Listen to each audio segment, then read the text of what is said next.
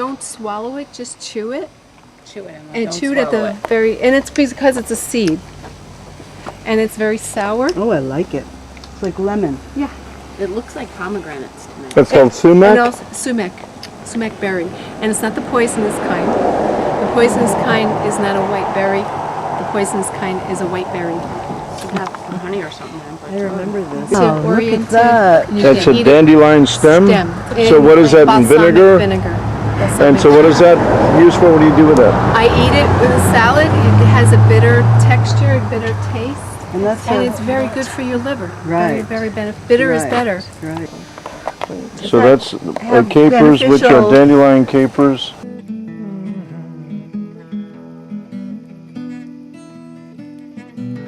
People are drifting, gardens on, can't find no Chemicals, endocrine disrupting substances. It's in everything. It could be in your dress. It's definitely in every coated pill that we take. Really? There's petrochemicals on every single coated pill. Oh, okay. So you times that by 7 billion, or maybe not all 7 billion people are eating chemicals, but times that by maybe 5 billion, and we're all peeing it down the drain. You know how the nurses teach you don't dump your pills down the drain? It's also peeing So coming it's in out our of water body. supply.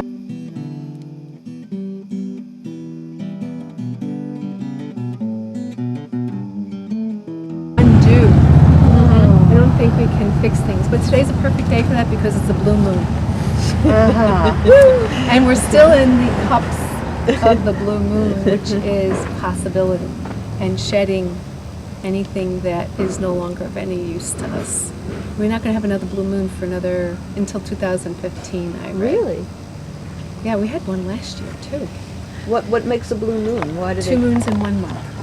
2 full moons. 2 full moons. It's not really a blue moon. 2 full moons. They just in call 1 it a blue moon. Because it's once So once in a blue moon, Right. Oh. and the blue moon is the second. Because we were looking at it the other night. We're saying it's not blue. Right. Yeah. Goldenrod, when people are done with their chemotherapy and or their radiation therapy, to remove any of those toxins that still could be built up in their system. And Golden seal. goldenrod. Goldenrod. Good for after chemotherapy. Solidago. Solidago. So you're an herbalist, you help people? Yes. Before it goes to seed, it has a little thing that many Europeans call, it looks like a cheese. Oh, how show you. adorable. Oh, that's cute. It's like a little round cheese. And I'm not going to eat it because people walk here. I don't know if they spray this too close to the road.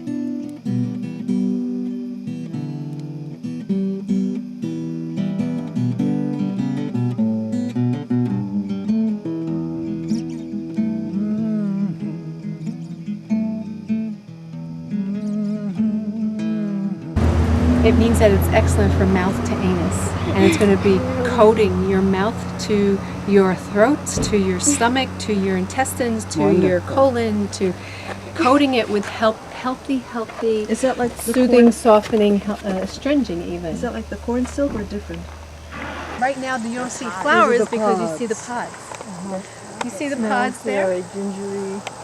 Now, spicy. although milkweed is not poisonous as an edible, you need to cook it twice or it will be poisonous. Oh, wow. What do you mean cook it twice? How do you do that? I'm going to tell you. You need to boil it. So you boil water. Don't squeeze You put them, like, the leaves and the stem in. It'll stop boiling. When it comes to a boil again, boil for a couple of minutes. Stop it.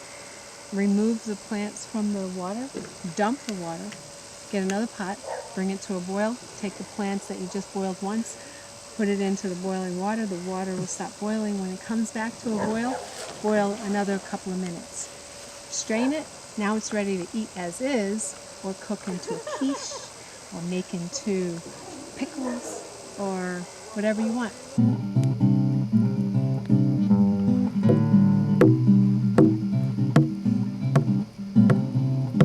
When you talk about the side of the road, you don't want to harvest anything from the side of the road.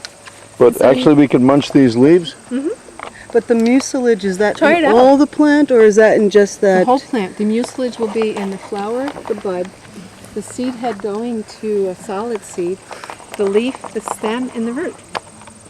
The whole thing. What do you say about the The goldenrod? goldenrod is great for drying up your system. Also, like if you have cold. If you have a cold and a runny nose, it dries it up. If you have allergies, it'll help you combat your allergies that are But a lot of making people your are nose allergic to the goldenrod. not necessarily. Oh, the shape. Interesting. This is ground ivy. And this is marshmallow. This is a malva. Excuse me, and this is a heterochaea ground ivy, or also known as gill over the ground. It's also medicinal. The leaf is, the flower is, the stem is, and it's very pungent. It reminds me of church. And they're all throughout the garden here. Ground ivy, Ground good for the ivy. lungs. For the And edible, lungs. munch it. Very edible also.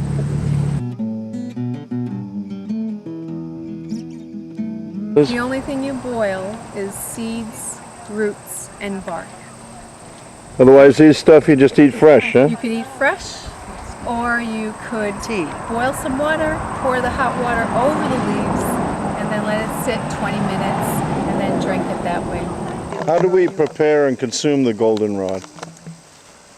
It's usually the 4 to 6 top inches of the plant when it's starting to go to flower and when it's in flower. Like now? Yes. You want to make sure that it doesn't look like this. Right here, I might not use that because that's starting to go to seed, so I would take that away. And then I would cut it up and use about a teaspoon or 2 and 8 ounces of hot water, let it steep 15-20 minutes, and then drink it 3 or 4 times a day. So this plant here is known as wild parsnip. And it's in the parsley family. Looks a lot like parsley. And here's another one. And here's another one. And it is not indigenous to this area. It's from Asia. Probably back in the 1800s it came.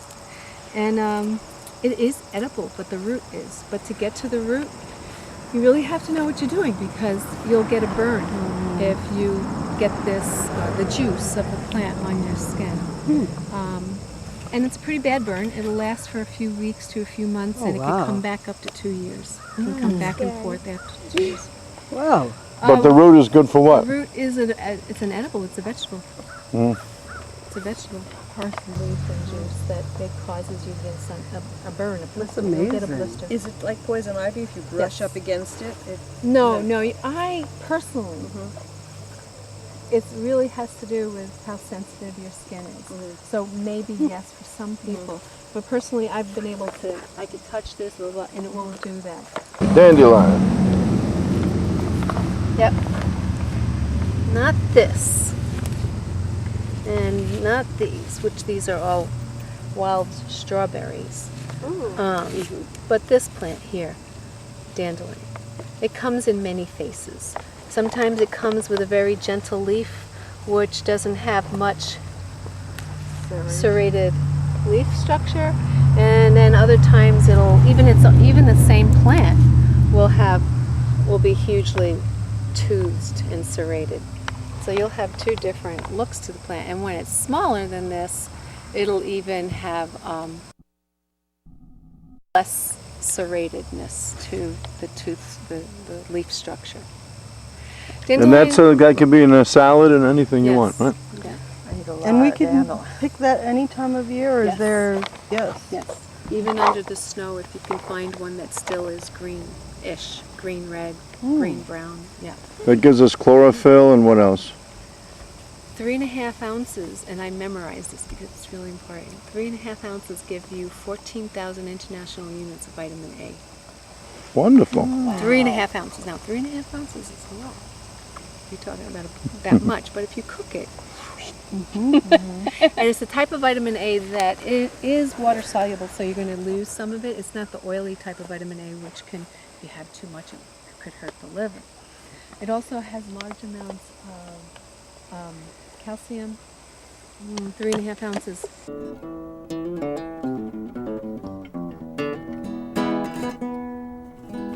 You're getting at least 200 milligrams of calcium, and magnesium and potassium. Lesser amounts of those, but still in a balance that is just right because of the plant.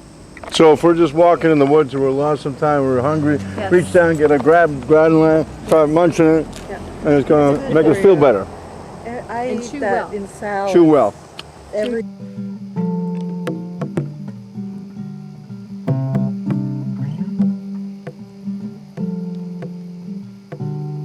Okay, so this is not clover. This is sorrel. sorrel. Oh yeah. And how you know that is because it has a yellow flower that has tons of that. Yeah, it's too much. 5 petals. Sorrel, yeah, very typical growing around. Yeah, and usually they're in a garden, on the edges of gardens. This is a very delicious plant. And so you can put that in salads too, right? You can put red clover and clover in your salads.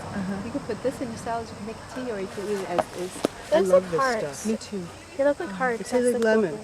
Just like lemon. And you eat the leaves? You can eat the leaves and the flowers. Oh, okay. I have a question. So this is like, are these like, why do she look hearts mostly? Aren't they? Well, that's how you're going to identify the difference between red clover leaf and sorrel leaf. You have them in your yard too. It's strong. Put it in your back teeth. And you could just by looking at the leaf structure, it looks exactly like a heart.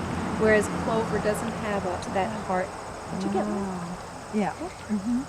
Yeah. I said if you put it like the back in your back teeth, all of a sudden you get that. Yeah. Can you make a tea? Well, she out likes of it? lemons, Yeah. so her eyes bugged out, but she liked. This is so this is the typical. This is one of the plants that you find in that anti-cancer remedy. Is it GSSAIC? SCI. SCIAC? Recasting. Yes. Yeah. Could you make tea out of that? Yes. You can. So this is an ingredient in SCI? Yes. Oh, wonderful. I'm gonna get one of the pots. And it's its cousin. It's sheep sorrel. Okay. And it's not necessarily the leaf that's in CF. It's the seed head that grows in a cluster of seeds, which if we see it would be nice to. All right, I'm a little confused. So this is not in SCI? The sheep sorrel is in The SCI? cousin of this. Okay. So this It is has- plain sorrel. Has same I got it. similar properties. So the leaf of the sheep this sorrel one, looks like a sheep's head. Yeah, it tastes The Offer it outline to of other the sheep's people. head, Okay. which is it's like the the. For a time I had forgotten. Think about feeling young again. Excellent. So that's what you get from sour. Wonderful. Any sour. So lemon. Right.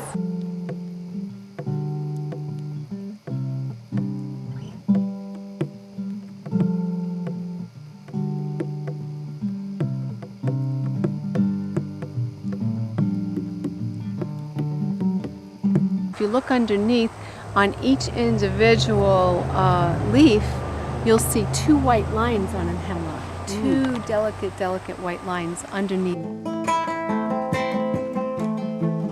For a time I had forgotten. And am I right in saying this has vitamin C in it? This has vitamin C, as long as you don't boil it to heck, Oh. because you're going to lose the vitamin C. But the other ingredient that's in here, a constituent that is a phytomedicinal, is, ever hear of pycnogenol? Yes. It's in the bark more so than the leaves of the pine. All pine that is more powerful than ACE and zinc put together. And, Antioxidant, you say? yeah. Yeah. How do you get it? You have to boil it. Mm. Because Oh. you're not boiling it from this, you're boiling it from the bark. What's the best place to take for a bark? You don't want to kill the tree. So you take and trim your tree. And when you trim your tree, that's what you use. So eating the leaves doesn't do good to you, or is it possible? You'll get the vitamin C. Oh, And so okay. you boil water, but don't bring it to a full rolling boil. Just get it hot. Take the needles, put it in the water, let it steep for like a half hour. Takes time to get that out completely. And some of the vitamin C will be lost, but not all of the vitamin C will be lost. So you're steeping this. You're not boiling. You're not the boiling. needles. You're not boiling the needles. You're boiling the bark. So whatever would be left over from this, that you take the needles off, which is an easy, nice way to do, is just taking it and just pulling back on it, and the needles will fall right off. Then this bark can be then boiled for a good half hour, 45 minutes, and then you can get the constituents out of that. That's called pycnogenol, and other things, mostly antioxidants. If you ever pass a pine tree, any pine tree, because poison hemlock is not a tree, so any pine tree, if you see the sap coming out, very medicinal. Very, very good for wounds, cuts, sores, mouth sores, mouthwash. So you can eat the sap? Yep, you could. It's going to stick to your gums and teeth, but you could, feel the sap and then lick it. And sometimes you see chunks of sap coming out.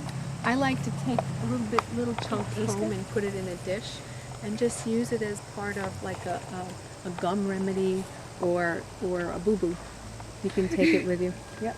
And you can coat a boo-boo with that. It'll get kind of messy, but it's keeping it microbially balanced. Oh. I say microbial balance because I want to get away from antibiotics and antimicrobial. I want to get away from anti.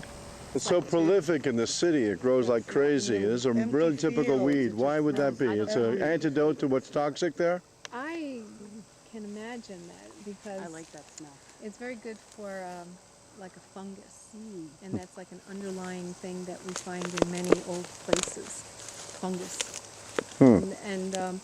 No, but I think really why it's growing like it is in New York City is because it's a weed like ragweed, and it really does a good job at absorbing the heavy metal toxins in city places. So you'll see ragweed along really busy roads. That's why, because they pick up the heavy metals that are coming from the trucks and cars and the exhaust systems. Shifting my thought patterns to embrace all living beings and not get to that fight. This is old terminology that I'm looking to new terminology to be in harmony with everything. Okay. So garlic is great, and I'll call garlic a microbial balancer. Okay. Which is a natural antibiotic. Right? Naturally microbial balance. Okay, you don't like that term antibiotic. I'll listen to it and I'll receive it, but when I speak it, I even correct myself when I go back. But isn't yogurt bacteria or something? Are we supposed to eat that? Yeah, it's bacterial balancing. You'll see ragweed along really busy roads. That's why, because they pick up the heavy metals that are coming from the trucks and cars and the exhaust systems. Right. Mugwort does the same thing. So can we just munch on that too or not? I wouldn't. No, I read. Because it's going to not make you sleep tonight. It'll make you dream quite heavily. Right. Lucid dreaming. I read that you can make, the acupuncturists use this for, they bundle it up, dry it, and for the acupuncture, the moxa, they put it on the top of the needle. Yeah. And it helps the patient to like control their life. When you do And lucid release. dreaming, you're controlling the outcomes of your dreams. And a release muscle Right. Tension. Right. throughout the body. That little moxa in those places, it's a very special way of creating this because it takes 9 months to make. And if you come over here and touch the tree and feel the velvet, See it. if you've ever seen a deer Oh, look at that. Very soft. in the velvet No, here, before Emma. their horns Like get... on the deer horn. Oh, I've seen these before. So this is an identifying piece that, one, it's not the poison sumac, because the poison sumac doesn't have the velvet. Okay. The other identifying piece is that the berries are red. And so you can't go wrong with the berries. When the berries are red, then that's telling you that it's the edible type of sumac. Although you can't eat the berries, you have to make the berries into a tea. which again, there's that sour, Right. and it does the same thing as that sour does. So when you think of sour, as when you think of bitter is better for digestion, assimilation, you think of sour is good for the liver. Sour in the lymph. It's healthy, draining, removing toxins. So it's a nice summertime drink, but it comes towards the end of summer, sumac does. Like mid-August, it's ready to harvest. Sometime sooner. We didn't have a lot of rain this year, so we didn't have that much. So that piece can harvest or ready for that? Yep. Can't get them, but those over there. And when you harvest them, you can take the berries right off of the cluster, and you can go all the way inside to where the stems are. But if you see black or mold in there, then just take the berries from the outside and leave the inside. Don't go any further. Because at this time of the year, right into the winter, then starts to harbor some worms and fungus, and you just want to take the outside of the berries. And you're getting big word, proanthocyanidins, which is a red pigmented dye that you find in grapes and raspberries and cranberries and St. John's wort and sumac. Very good. Break it without breaking the train. No, Right, anybody pull too has? hard. Oh wait, I have a knife. I have it.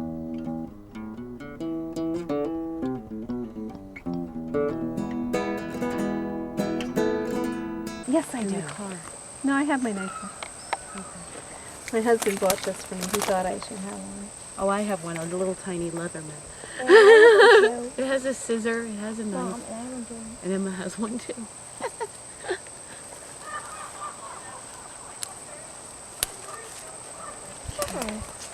Yeah, you can't break it. I tried to. Yeah, but I it's didn't really want to hard. hurt the tree. And this is from, little type of insects that want to live with it. And so this is how I remove it, one cluster at a time. But here we go. We got little guys living in there. Let me show you the little guys. You can see it better in the shade. So is this okay or is it over? 'Cause No, these aren't. I've This had is talked with people actually- that have used the little guys too. Have what? Have used the inside as well. So what I would do, Are they insects? yeah, they're insects and worms. I would use that part. Right. And I would just clear it out from the edges, like that. So can you also use this as a dye? It turns very bright red. Yeah. I wonder if you could There's color somebody- your hair with it. Natural hair color. Well, don't forget there's some sugar in here. It'll be sticky. Oh, If you do this, you could feel it's also greasy. You could feel it. My fingers, if you want. And look, her fingers are. So what is that good for? On your body? Oh, as a tea, it's an astringing and souring tea. So it's astringing and souring to your body. It's going to be, what I use this for medicinally is for like urinary tract infections as a tea, incontinence as a tea. You want to hold it? You can hold it. All It's right. nice. Sumac. Yes, I use it as a mouthwash. Again, so when you're making it as a tea, you can make it as a very strong tea. And it's a great mouthwash. It tightens the gums. But I use it with a combination of echinacea and blackberry root. But it tightens the gums. And with that combo, the doctor dentist said, "What are you doing? Your gums are unreceding." I'm like, yes. And so I told them. I told them that that's what's doing it. Not just that one. I think it's also the blackberry root, and I think it's echinacea. Echinacea is the microbial balancing portion. Bless you. But very, very tightening. Very, very astringent. Yeah. These are wild carrots. Yes. Wild carrot? Poison hemlock? Yes. There's a difference in the flower. There's a difference in the flower, but also when they're young, I don't want to just mislead you, but when they're like this, they'll also have some very large lines of burgundy red, and that's poison hemlock. And poison hemlock won't have a black center flower that this doesn't have. You have a lot. And I'm trying to show you that none of these wild carrots, but I know they're wild carrots. They have like a black purple dot. part of the center of each of each. And the wild hemlock is extremely poisonous. Yeah, it'll kill you Yeah. in 24 hours. Yeah, if you eat it. So, as an herbalist, I didn't touch this plant for 12 years Right. because I just really wanted to make sure I can identify it properly. So I would say, don't take that lightly. Right. Don't take that. Oh yeah, this is definitely. No, don't take it lightly. If I go in a general area that I don't know, I will assume this is poison hemlock. And that whole plant behind you is mugwort, right? Yeah. The painter. The Early painter in the year, it drank didn't have this, the, though. It didn't Van have this. Gogh drank the alcohol with the wormwood in it. Anise what is or it called? absinthe. Absinthe. Yes, Absinthe. that's wormwood. Absinthe is even stronger than this plant. So that's the Artemisia absinthe. And then the other one is annual, sweet annie. They're all good for all fungus type, inner and outer fungus issues. I love this plant, although I don't have it in my garden. And one of the biggest reasons I don't have it in with my plants in my garden, I have it far away from my garden, is because it does chemical warfare by its roots. Oh, it And takes it over. wants to, it takes, just, well, you know what else does that is black walnut. Black walnut does Early around someone's home, generally weeds grow that are beneficial to the system as a gift of nature to the inhabitants of that residence, right? Yes. Well, Queen Anne's lace is a wild carrot. Shut the moon, it don't shine anymore. The plants is telling you. Right. So that's as important as that what is around you is for you. It may just be as a flower essence. And you might have poison hemlock in your backyard. Why do you have that? Oh, I have a poisonous plant in my backyard. I'm just so happy it came. And it's just there to remind me that to be respectful of the environment, and that's dogbane. Dogbane looks just like milkweed, and milkweed looks like dogbane until they get a certain age, and then they have a very big difference. I wish I could show you milkweed. I think there's some up there, because milkweed is one of the biggest plants we could eat as well. But dogbane, it has a psychotropic effect, and also not a beneficial psychotropic effect. It could actually cause you to be very sick, have a convulsion, and or lose your eyesight for some time. So we need to be very careful that we identify the difference between dogbane and milkweed. But the milkweed that you're going to try now is easy to identify because in its pod stage, dogbane and milkweed are light years difference. So what time of year do they look alike? When they're first starting out in the spring. The spring is when, but if you wait until the summer, they don't look alike. When they get to be about 3 foot tall, dogbane branches. Milkweed always stays in the stick. Of course, then when I go to pick milkweed, then it'll branch. But by that time, I know that it's milkweed. Do you want to see milkweed? Because we're going to eat some milkweed. I know that there's milkweed up by the road over here. Find a way.